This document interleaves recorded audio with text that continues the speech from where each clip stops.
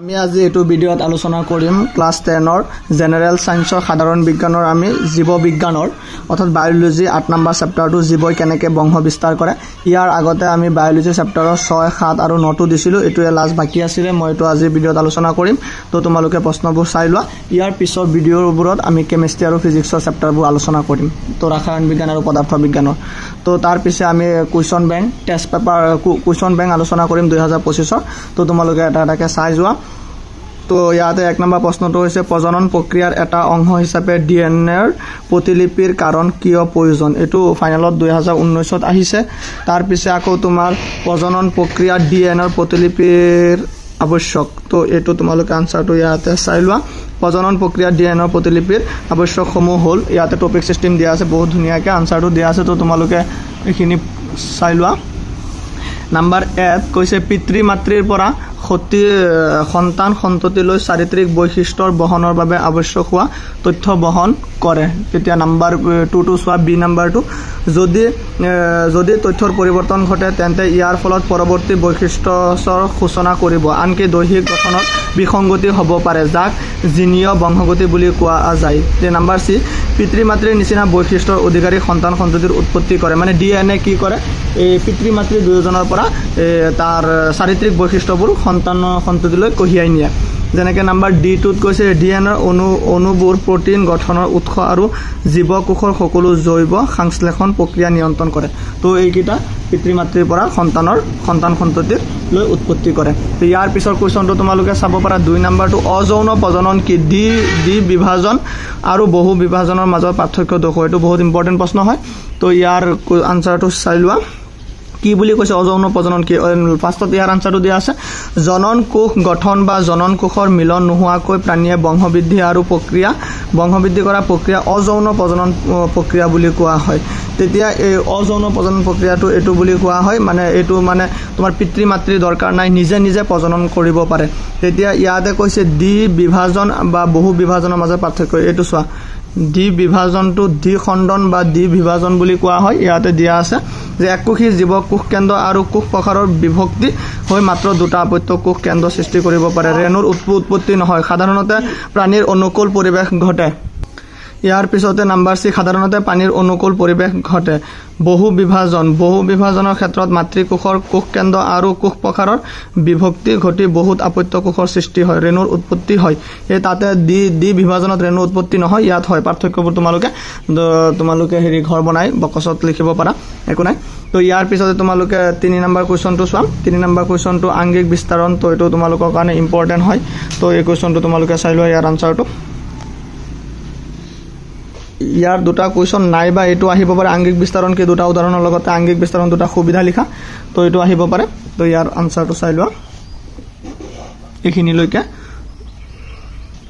তো দুটা উদাহৰণ দিয়া হৈছে ইয়াতে ইয়াৰ আগত তোমালোকে 4 নম্বৰ প্ৰশ্নটো চোৱা যদি কোনো জীৱ ৰেণুৰ দ্বাৰা বংশ বিস্তাৰ কৰে তেতিয়া ই কেনেদৰে লাভান্বিত হ'ব তো এটো ফাইনালত 2020 ত আহিছে ইম্পৰ্টেন্ট কোৱেশ্চন হয় আনসাৰটো দিয়া আছে তোমালোকে লিখি লবা মই ভিডিওটো দীঘল নকৰো তে 5 নম্বৰটো তোমাৰ চাই লোৱা এটো প্ৰশ্নটো দিয়া আছে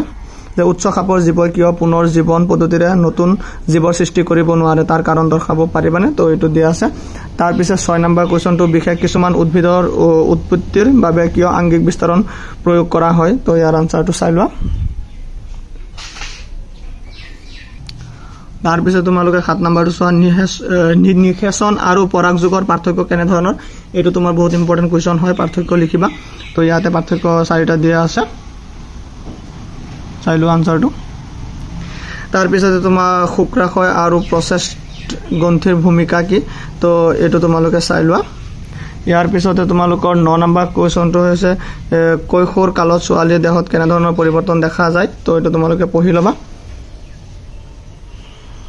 তো ইয়াৰ পিছতে তোমালোকে 10 নম্বৰটো চোৱা মানুহৰ শুক্ৰাশয় কেইটা কি কাম কৰে তো এটা পঢ়িলেই বুজি পাবা জীৱ বিজ্ঞান হয় নাম্বাৰ 11টো চোৱা মাতৃদেহ ব্ৰণ কোষ কেনেকৈ পুষ্টি লাভ কৰে তো ইয়াৰ আনসাৰটো চাই লোৱা ইয়াৰ পিছতে তোমালোকে 12 নম্বৰ কোৱেশ্চনটো চোৱা বিভিন্ন প্ৰকাৰৰ গৰ্ভ নিৰোধ পদ্ধতিসমূহ কি এইটো 15ত আহিছে ফাইনালত ইয়াৰ পিছতে তোমালোকে 13 নম্বৰটো কোৱেশ্চনটো চোৱা এককোষী আৰু বহুকোষী জীৱৰ বিভিন্ন প্ৰকাৰৰ অযৌন আৰু যৌন প্ৰজনন প্ৰক্ৰিয়াৰ কৌশলসমূহ কেনে ধৰণৰ এটো চাই লোৱা ইয়াৰ পিছতে তোমালোকে 14 নম্বৰ কোৱেশ্চন চোৱা 14 নম্বৰ কোৱেশ্চনটো হৈছে তোমালোকৰ প্ৰজনন প্ৰক্ৰিয়াই কোনো প্ৰজাতিৰ জীৱৰ আবাদী স্থিতি কেনেকৈ ৰক্ষা কৰে তো এটো ফাইনাল 19ত আহিছে 15 নম্বৰ কোৱেশ্চনটো চিহ্নিত চিত্ৰ অঙ্কন কৰা তো এইটা চিহ্নিত চিত্ৰ অঙ্কন কৰিব দিছে চিত্ৰবোৰ আহে তোমালোকৰ মানুহৰ প্ৰজনন তন্ত্ৰ মানুহৰ স্ত্ৰী জনন তন্ত্ৰ এটো তোমাৰ ফাইনালত আহিছে 17ত আকৌ দীৰ্ঘছেদৰ এপা ফুলৰ প্ৰজনন অংগ 15ত 16 17ত আহিছে তো বহুত ইম্পৰ্টেন্ট হয় এই কোৱেশ্চন কিটা এইকিটা তোমালোকে চিত্ৰ আঁকিবই লাগিব আৰু মই এটা কথা কওঁ ব্লুপ্ৰিন্ট ওয়াইজ এটো চেপ্টাৰত তোমাৰ এটা স্কিল বেস কোৱেশ্চন আছে তো হেতু তোমাৰ চিত্ৰই হয় তো এই চাৰিটা চিত্ৰ তোমালোকে শিকি লবা যিকোনো এটা কমন পৰিব পাৰে তো ইয়াতে চিত্ৰবোৰ আঁকি দিয়া আছে আৰু তোমালোকৰ মেইন কিতাবতো এনসিআৰটি বুকতো আছে তো ইয়াতে চিত্ৰবোৰ চাই লব পাৰা তোমালোকে যদি ইয়াৰ পৰা ভালকে ধৰিব নোৱাৰা তোমালোকে মেইন বুকত পৰা আঁকি শিকিব পাৰা তো ইয়াতে চাইটা দিয়া আছে ইয়াৰ আগত তোমালোকে চোৱা প্ৰশ্ন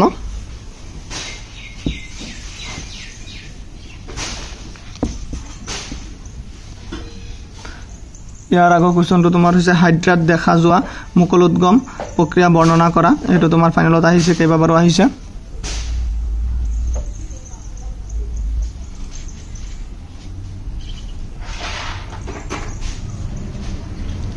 ইয়াৰ পিছত তোমালোকে 17 নম্বৰটো চাব পাৰা গৰ্ভনিৰোধ পদ্ধতি অৱলম্বন কৰাৰ কাৰণ কি এটো চাব পাৰা ইয়াৰ পিছতে তোমালোকে 18 নম্বৰটো চাব পাৰা সপুষ্পক উদ্ভিদত কেনেদৰে ফল সৃষ্টি হয় এটো ফাইনালত আহা কোৱেশ্চন পিছৰটো 19 নম্বৰটো পৰাগযোগ কি স্বপৰাগযোগ ইতৰ পৰাগযোগৰ পৰা কেনেদৰে বৈসদৃশ তো এটো বহুত ইম্পৰ্টেন্ট ফাইনালত আহা কোৱেশ্চন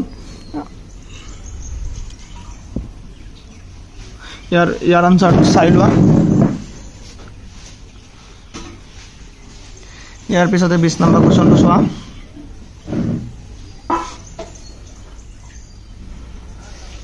21 নম্বৰটো 2017 ত আহা কোৱেশ্চন বহুত মানে তোমালোকৰ প্ৰশ্নলি অনুসলনি আৰু কিতাপৰ মাজৰ পৰা যিমান দীঘল প্ৰশ্ন আছে ইয়াতে বনাই দিয়া হৈছে তো আনসাৰবোৰ বহুত ভালকে লিখি দিয়া হৈছে তোমালোকে 100% একিটা লিখি কেনে পঢ়িলে তোমালোকৰ কমন পৰিবই চোৱা এটো 22 নম্বৰটো এককোষী জীৱৰ বিভাজন পদ্ধতি বৰ্ণনা কৰা 23 নম্বৰ কোৱেশ্চনটো চাব পাৰা এটো ফাইনালত আহা কোৱেশ্চন এটো এটা 24 নম্বৰ কোৱেশ্চন এটো বহুত ইম্পৰ্টেন্ট কোৱেশ্চন ভিন্নতা কি প্ৰজাতিৰ কাৰণে ভিন্নতাৰ প্ৰয়োজন কি কিন্তু ব্যক্তিৰ কাৰণে গুৰুত্বপূৰ্ণ নহয় কিয় তো পঢ়ি লবা এইখিনি তাৰ পিছে 25 নম্বৰটো যদি মহিলা এগৰাকীয়ে কপাৰটি ব্যৱহাৰ কৰে তেতিয়া ই যৌন প্ৰতিৰোধ হ'বনে তো এইখিনি পঢ়িলে বুজি পাবা এইটো কপাৰটি ব্যৱহাৰ কৰিলে তেতিয়া যৌন সংৰক্ষণ প্ৰতিৰোধ নহয় বুলি কোৱা হৈছে ইয়াৰ পিছতে 18 এটো তোমাৰ 26 নম্বৰ এটো লাষ্ট কোৱেশ্চন এটো ফাইনালত 18ত আহিছে তো আজিৰ ভিডিওত এইখিনিলৈকে আছিল ভিডিওটো যদি ভাল লাগে কমেন্ট কৰিবা শেয়াৰ কৰিবা আৰু তোমালোকৰ বন্ধুবৰ্গক শেয়াৰ কৰি দিবা যাতে তেওঁলোকেও চাই কিনে উপকৃত হয় থ্যাংক ইউ